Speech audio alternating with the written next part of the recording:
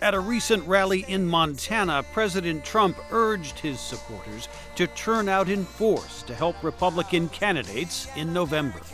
We won't back down, we won't give in, and we will never, ever surrender. We will never, ever quit. We go forward to victory. Opposition Democrats are also waging an intense grassroots campaign for the midterms.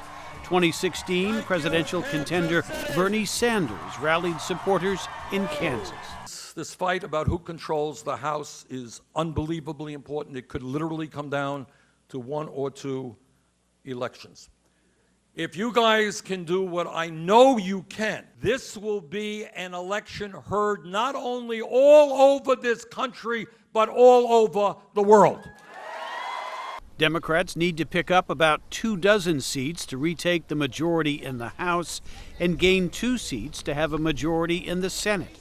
In addition to being energized this year, Democrats should have history on their side, says John Fortier. The midterms generally are good for the out party, the party out of the White House. And in this case, Donald Trump is a particularly unpopular president among Democrats. They are motivated, they don't like him, they want to come out to vote.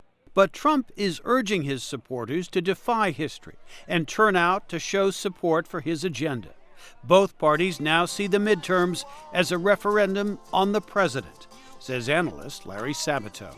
We've rarely had a president who was so centered on an election and so essential to it. He's the sun. Everything else revolving around the sun is a planet or a moon. Given Trump's low approval rating and the past history of midterm results, Democrats should make gains, says Elaine Kmart. I think the question is it a Democratic wave or is it a Democratic tsunami?